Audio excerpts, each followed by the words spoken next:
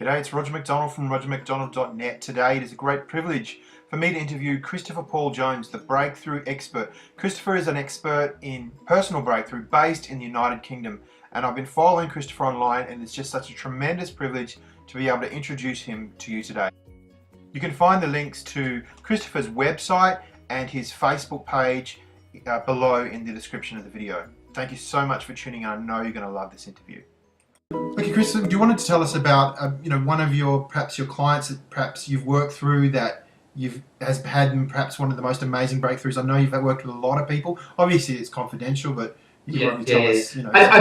I think in terms, the 7 minute one isn't the fastest phobia cure I've done, but because it was on camera, it's the one scene. I have done it in 5 minutes, and that's not the measure. The measure is how painless is it for the client, and how long will it last? So if it takes longer, but it's going to get the result, normally it will last if you've taken out the triggers. So that was a very good one, the 7 minute one, and the fact that it was filmed was good. I think the other one that sticks in my mind, there's lots I've helped with sorts of anxiety-based illnesses, and that's always quite good.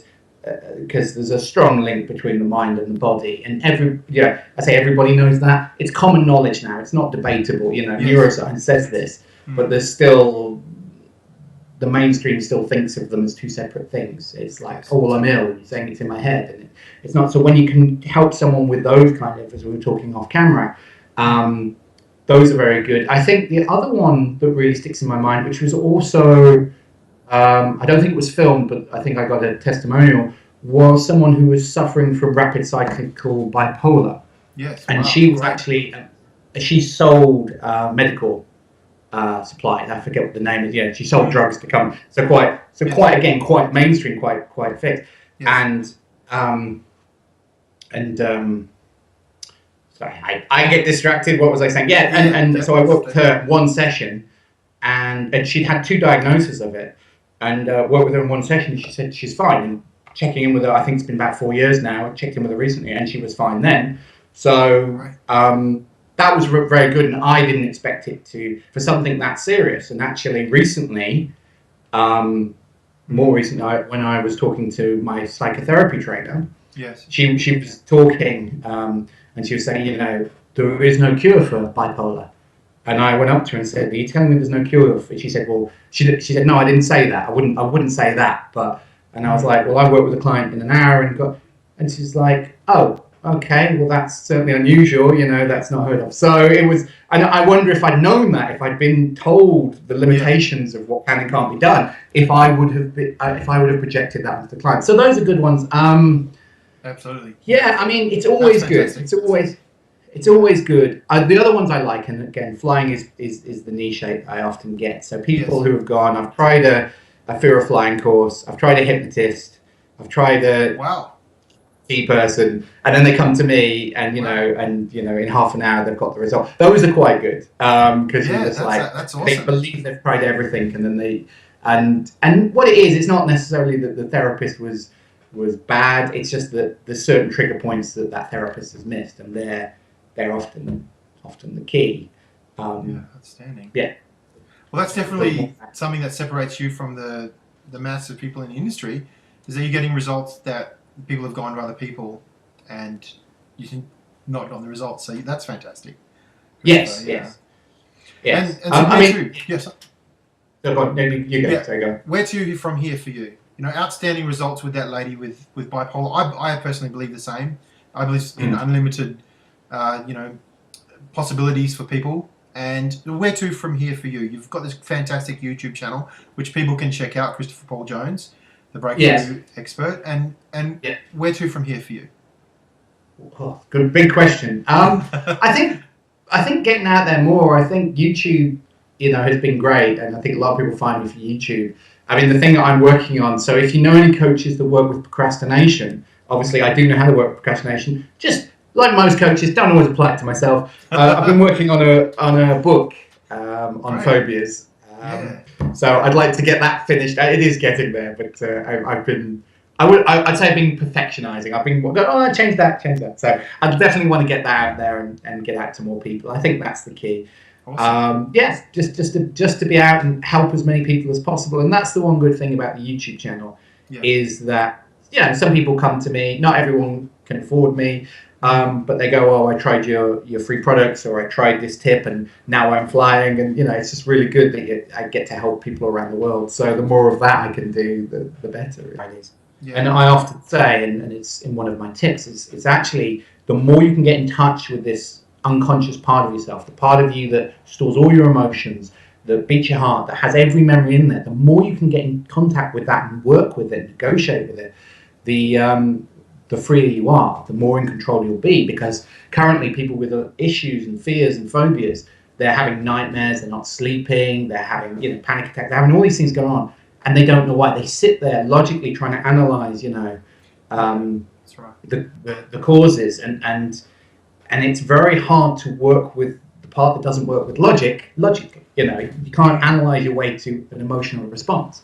as they say. So, yes. I went off track slightly there, but I think so. Oh yeah, so in the early stages, people were saying, what do you do? I don't really understand. And then you work with them and get the result, and they'd be like, oh wow. But now, as the reputation has grown, and some people, I had a client the other day, and I forget, but let's say for the sake of the story, it's about half an hour I worked with them on a phobia.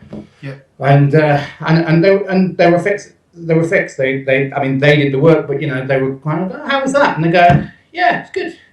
I was like, is that? It's like, well, one, I expected it, and two, you fixed that girl in 7 minutes. I was like, okay. So it's like, I think as I've got bigger, the expectation is less. I think some of the early stories were very good because people just didn't know anything about me or what I did or who I am. I mean, there's still a lot of people who don't know who I am or what I do. If I get a recommendation, people haven't necessarily watched my videos or anything. So they're often good. So I say this, I like the skeptical clients. I like the ones that go, yeah, I've seen your stuff. I don't understand what you're doing. Basically people who are very in their head and trying to figure it out and going, but you've got all these testimonials, and I have to assume, you've got you're doing, you've got all these things on YouTube. I'm assuming you're not making it up. So they come with this very, I was like, well, thanks. I feel really warm and fuzzy now. But then when I work with them and get the result, they're quite good because they're the ones that are in complete shock. They're the ones that are like, I don't know, what did you do? I can't. And the thing that I don't know if you find this with clients. Yeah. When it's certainly something like a phobia, which is, it almost occupies a part of them, and they basically, and you go, okay, so that fear of flying you had, go back and try and find it, and they're just going, I can't find it.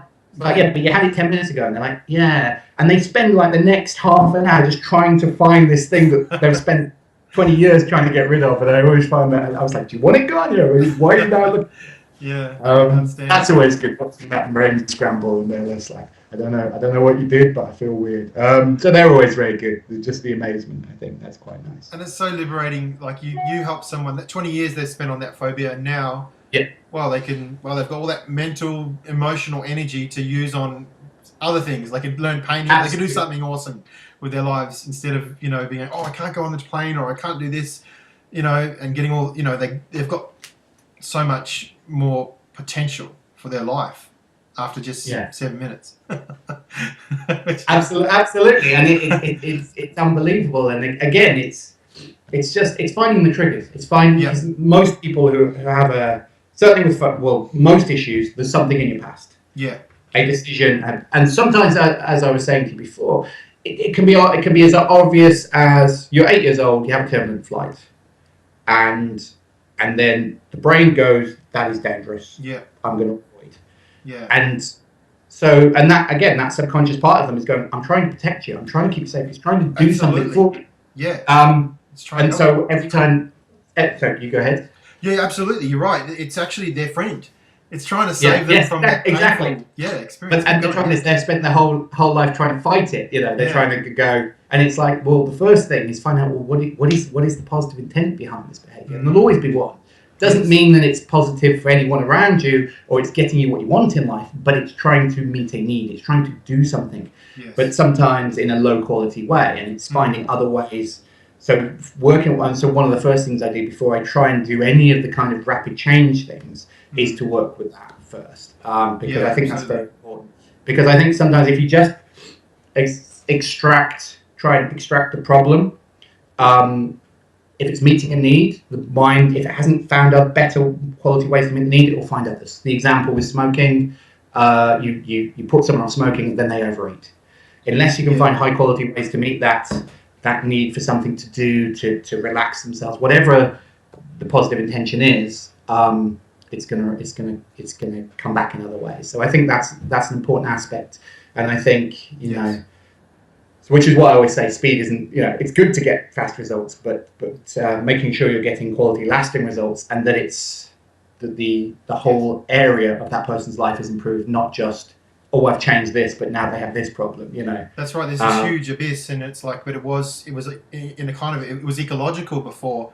Yes. Smoking was ecological in a way that it was a way of dealing with stress and anxiety, and then you take that out, and it's like, they're sort of, what else? They'll go for food, or they'll go for alcohol, or they'll go for, whatever else to fill that void. And by identifying the need, you're being ecological with the person so that they can. Absolutely.